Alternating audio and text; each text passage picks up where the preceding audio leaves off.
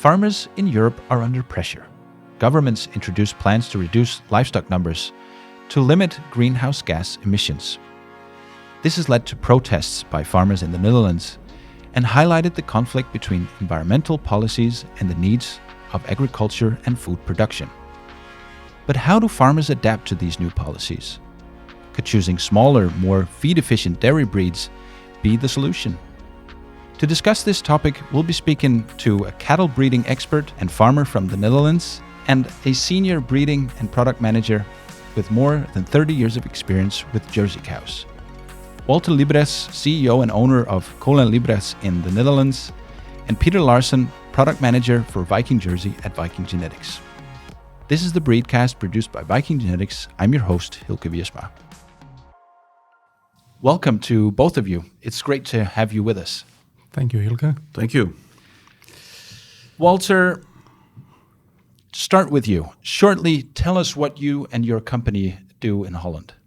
Yeah, we have in fact two companies. One is called KNL, and there we sell semen to dairymen. And the other one is Genotel, and there we more focus on making our own I-lead Holstein genes to provide to AI services in all over Europe. Today I'll speak mostly from KNL's point of view, because that's what we do for Viking in Holland, selling the products you provide us with, among other providers. Yeah. What are the main products that you're focusing on for sales? Yeah, if we talk on breed levels, then the main would be Montbéliarde, Holstein, Viking Red, and then Jerseys. And of course the beef breeds, but that's not so much breeding, but just for making beef calves.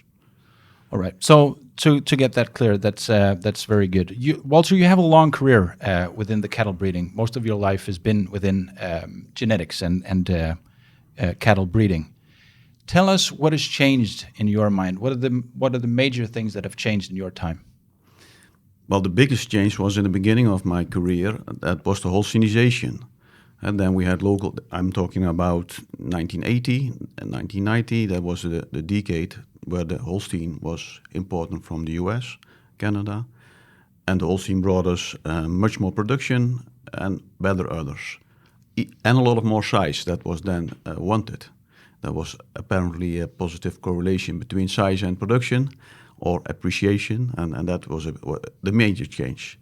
Then later, I've never been a fan of a certain breed, so I always try to provide my clients what their needs are on that certain period.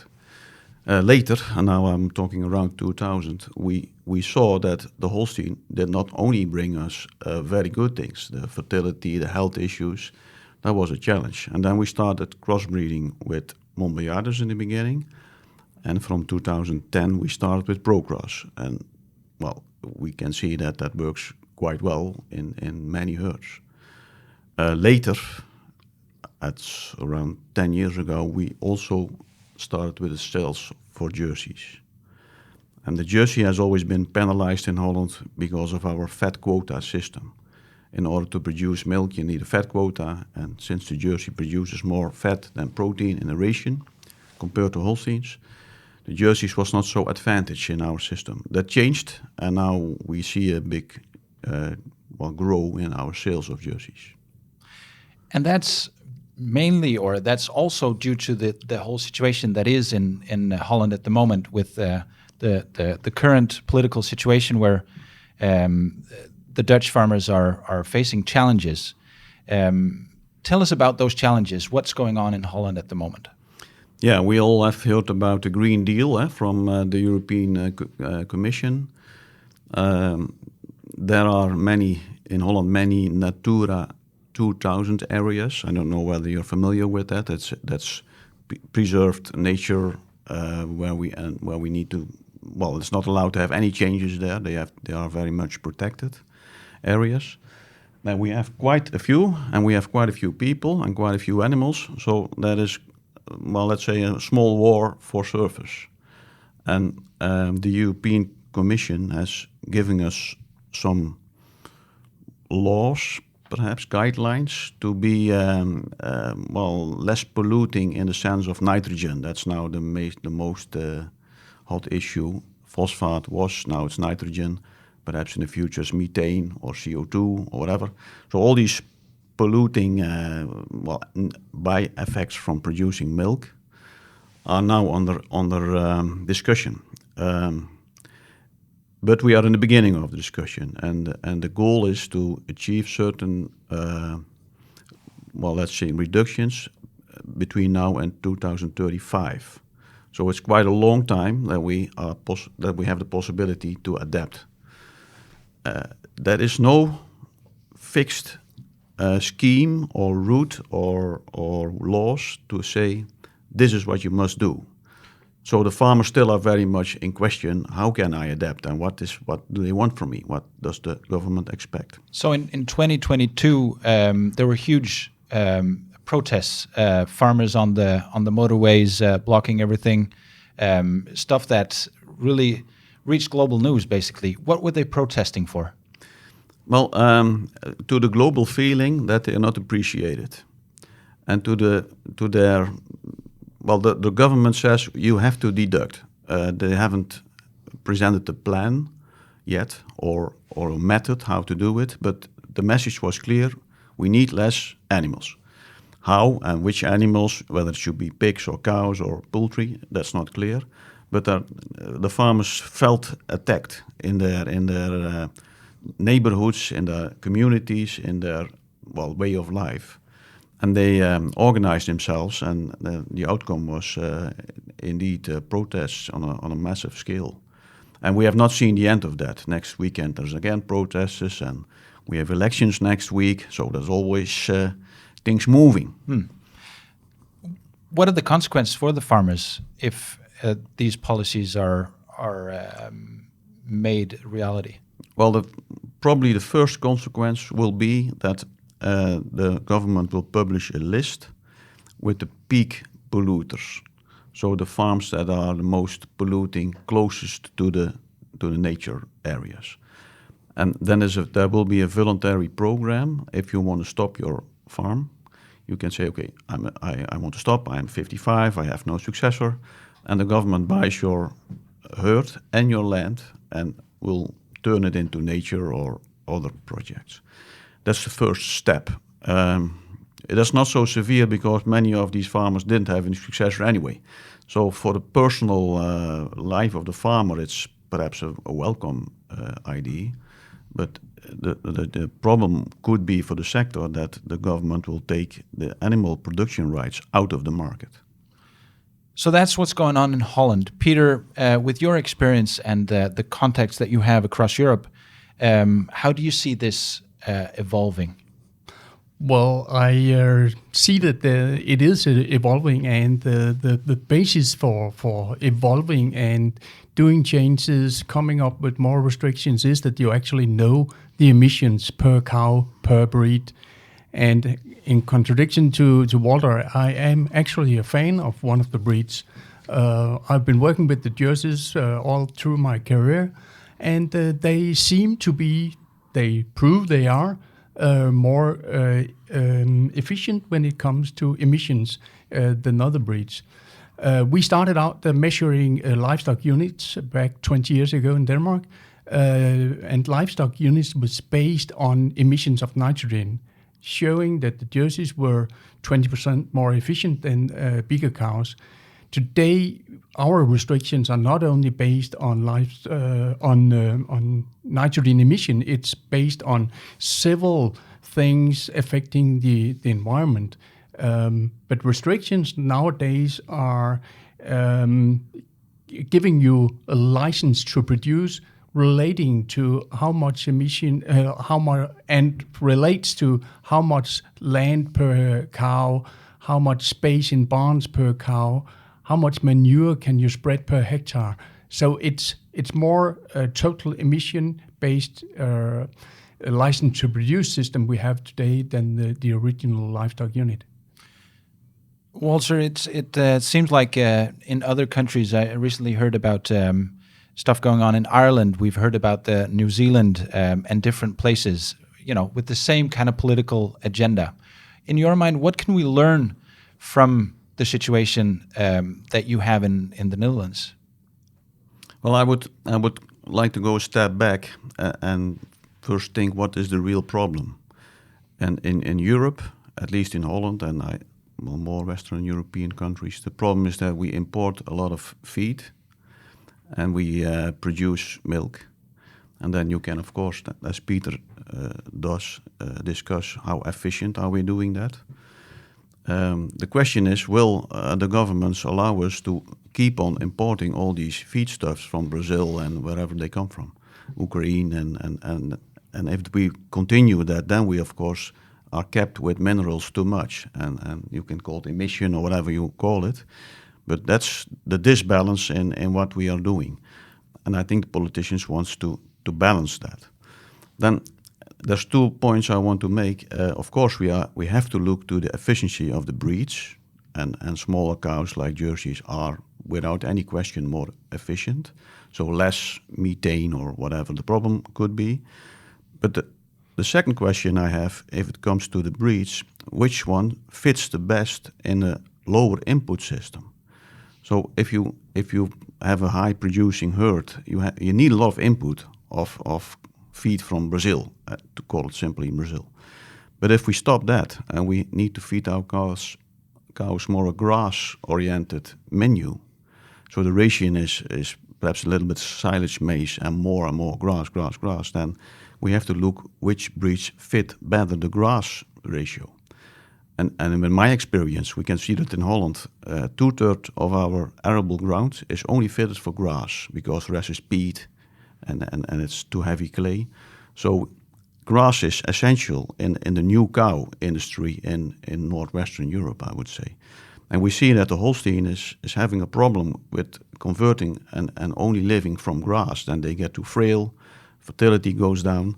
So it's not only a question of efficiency, but it's also a question of you have to ask yourself which cow fits in my system. And if the system is less input and more roughage and lower quality roughage because you have less manure to give to the land and to make your crops, that's an issue which is quite new in breeding.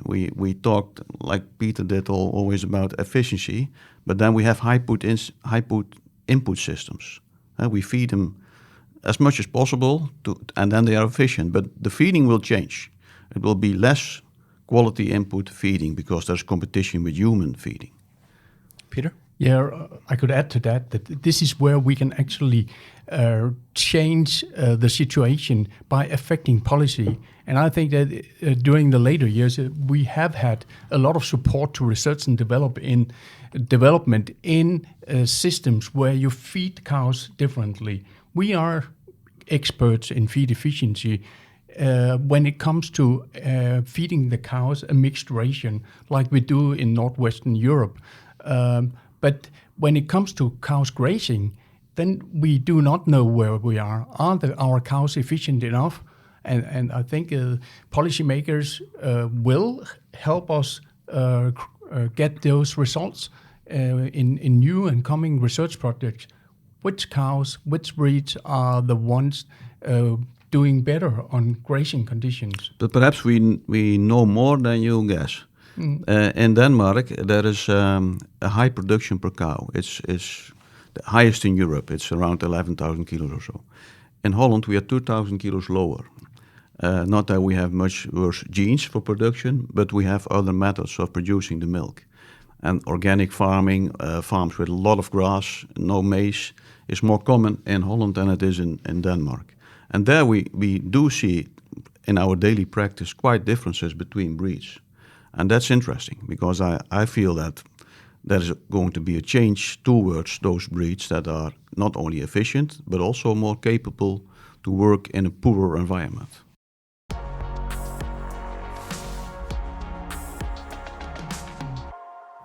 So we've talked about the policy that impacts the Dutch farmers, and we've briefly talked about other breeds. Let's have a look at that a bit more. Walter, the consequences of what is happening in Holland.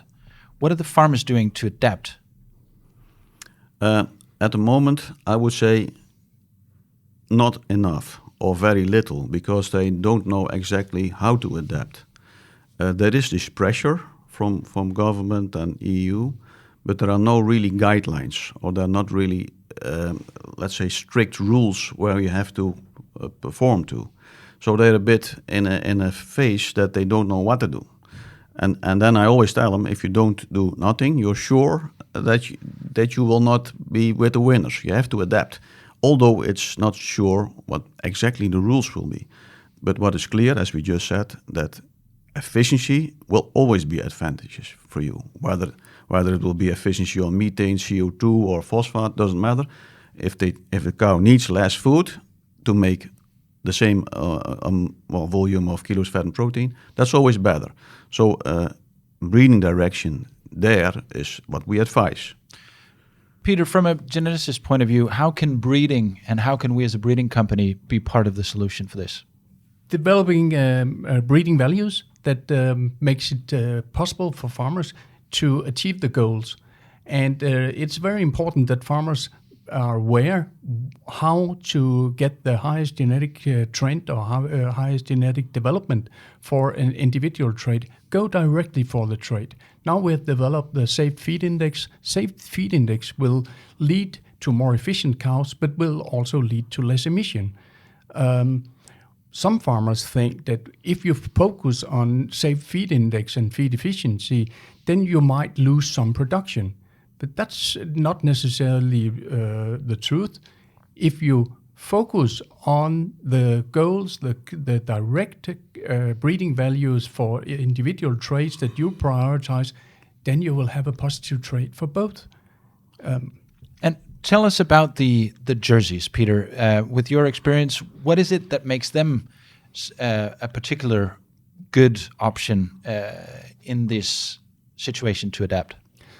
When looking at previous research results, not only on nitrogen and phosphate, where jerseys are 20% or even more on phosphate better than bigger breeds, then we have indications that when it comes to methane CO2, that they are producing less methane CO2 per kilogram of live weight, per kilogram of energy-corrected milk, but that also counts for the feed efficiency when measured like we do in our new system, where we have a Safe Feed Index combining the metabolic part and the maintenance part.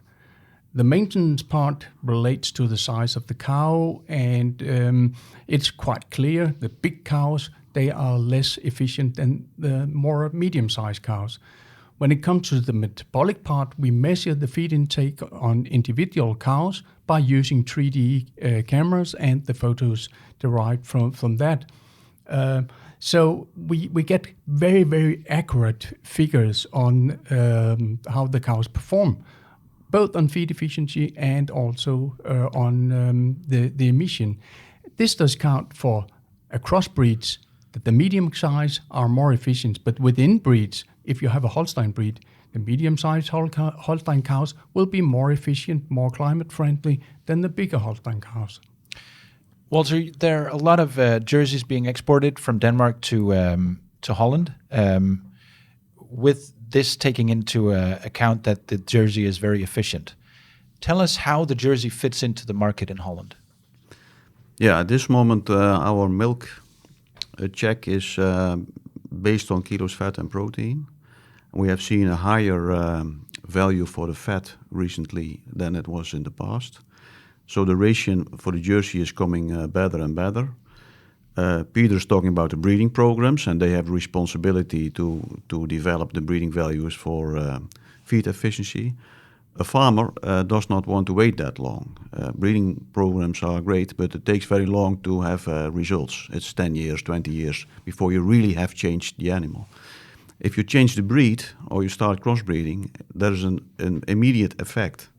And we see that, more and more farmers are less attached to the breed they had. In the past, it was almost a religion to have a certain breed. And now it's more what serves me the best at this moment. And more people are ready to change the breed in one day, from Holsteins to Jerseys or start crossbreeding or whatever. And that's what we really see as a very fast and bigger step than by breeding programs, who are very necessary, and it's good that they do that. But it takes them. Well, I won't live when they have the same. If the Holsteins have the same feed efficiency than Jerseys nowadays, I'm dead. I'm pretty sure. So, I might become 100, but then it's still not there. So, it's a different level talking to a farmer and talking to a breeding guy. And a farmer, if he wants a quick fix, he should immediately change his breed. And you mentioned crossbreeding. You've done a lot with crossbreeding, Pro Cross, the Golden Cross as well. Tell us about that. How does that fit in, and what are the advantages of crossbreeding? Yeah, if you first look to the feed efficiency, we know that with Pro Cross you can gain 8% in the conversion between food intake and milk output, milk-corrected energy output. You're referring to the studies of Minnesota. Yeah, and and we see that the same in Holland where we have more practical experience on large scale. Feed efficiency on a dairy has very much to do with the number of young stock you need for the milk production. If you can have a longer lifetime for your production cows, let's say a year longer, it saves you a lot of young stock. And young stock only eat and shit. So efficient is not the case in young stock. So that's a big step. If you Pro Cross, it's more the longevity gain than the feed efficiency in the cow itself. That's 8%. If we look to the Golden Cross, then the Jersey comes in and the Monbiata goes out. My guess is that the feed efficiency is around 15% better than the pure Holstein because of the Jersey being introduced. And on top of that, we see that the longevity of the Golden Cross cow is even better. So you need less young stock. So that's also quite a quick fix. In all these advices we do, we have to take in consideration not only feed costs, but also housing costs and labor. And most, not all crossings, but most crossings and Jerseys produce per cow less kilogram fat and protein. So you must be able to have a few cows more in your barn. If that's not possible, then you have to do quite a serious calculation where the money goes. And so it's not only looking to feed efficiency, it's also looking to, a prosperous dairy industry for a farmer. And I think one of the interesting points that you bring out is the switching of the breed to make something happen very quickly. And I think also one of the things that we're pushing from VikingGenetics is the use of sex semen, both on the female side and on the beef side. So to have more females from the best animals. Peter, what's your take on the use of sexed and beef? Oh, well, I support it a lot, and we've come very far. We are among the populations in Nordic countries using the most sexed semen. And these modern strategies with sexed semen on your best animals, actually you could reduce it to sexed semen on your 30% best cows and heifers, and it have to be heifers because you will want to breed the better next generation, and then beef on the rest. In Denmark, in the Jersey population here, 95% of the Jersey semen used is sexed semen, and 50% of the Jerseys are bred to beef. So we have come far. We see that spread to other populations in Europe slowly, but it's coming. And I think because of the Jersey bull calves having very little value or no value, that it has been adapted quicker in the Jersey breed than in other breeds.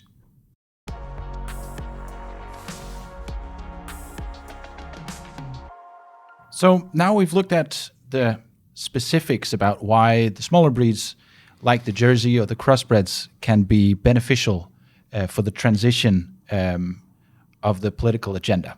Let's have a look at some of the points where we've discussed the Dutch situation and explore some of the situations where the farmers use to adapt and overcome these new emission policies. Walter, how can the Dutch farmers, as well as the rest of Europe, benefit from this situation? Well, the first question, and that's still an open question, is what are going to be the rules from the government to stricten our industry. For example, if they say you may have so many animals per hectare, that's quite another choice than if they say you can produce so much kilos of milk or so much kilos of fat and protein per hectare. If you talk about jerseys, you like to have the kilogram fat and protein per hectare. And if you talk about liters per hectare, you like the Holsteins best. So it's still a bit early to say that's the direction to go. We need to know more about these rules coming up. And again, feed efficiency is 50% of your costs on the dairy. So any animal that is more efficient, less young stock, or the animal itself is more efficient, it will be beneficial in the future. And exactly the rules, that is perhaps an imperfecy in the system. If that, it might be the case that they take the wrong decision by telling liters per hectare or something like that. So that is where we have to work on the politicians to say, hey, if you want really make a better planet, take care. Use the efficient breeds. The best would be if we could convince the politicians to only use jerseys. That would be the most efficient. But that's not going to be the case because many people think different than Peter and I do. But that would be, just from a logical point of view, it would be, we need a law that they are not allowed to do anything else. But you know how the world works. What do you think about that, Peter? All jerseys? Well, I can follow Walter, but of course it could be nice with all jerseys. That's not going to happen. And I like all breeds, but I think the future will prove that the jerseys will be more efficient and will fit better under most conditions. But there will still be plenty of room for others. Peter, then what do you think? What for going forward in this discussion of emissions and stuff like that? What are the farmers? What should the farmers be focusing on? But right now, I think they should focus on the safe feed index, implement that in their breeding goal, and make use of it.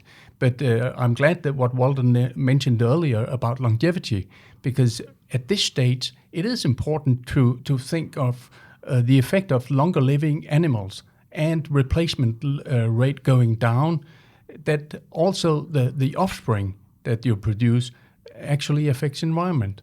So if you can reduce number of offspring needed, then it will have a positive climate impact. What would your advice, Walter? What should the farmers focus on? Yeah, if you really want to make a difference, we know that, for example, with jerseys, we have farms that are 40% more better feed efficiency than the compared Holsteins on these farms.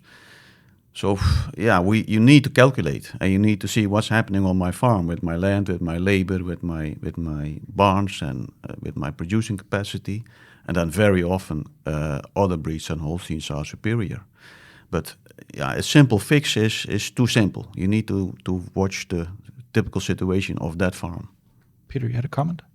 No, it was more about the future and the trends, because we are working on a new index. I called it an emission index earlier. We have this research and development project right now where we measure CO2 and methane on cows when they eat their concentrate in milking robots.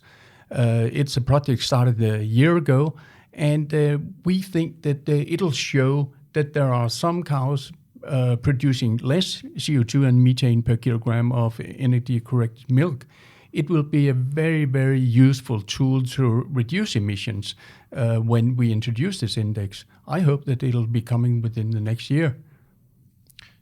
Walter, what are your final thoughts on breeding trends going forward for the future, for the long term? Yeah, I'm pretty convinced that the dominancy of Holsteins will be less in all countries over the world because of feed efficiency. We have more and more people to feed. We have 7 billion, and we get more and more. On average, the people in the world get wealthier, so they want more exclusive food like dairy products or even beef or meat. So we have a challenge there, and then feed efficiency is in competition with humans, and it will be the new key factor. to decide which genes you are going to use, or what your breeding goal is, or which breed you are going to use. That's really a changing point now. Thank you for joining us on the BreedCast today. We hope you enjoyed our discussion on how changing policies in Europe impact farmers and potential solutions for adapting to these changes. Don't forget to visit VikingGenetics.com for more information. Thank you, Walter, and thank you, Peter, for sharing your valuable knowledge with us, and for everybody for tuning in. I've been your host, Hielke Wiersma. If you have an idea for a future topic, please visit BreedCast.com or message us on our Viking Genetics Facebook page. Stay tuned for our next episode about the future of farming in 2040 and the trends shaping the beef and dairy industry. Thank you and have a great day.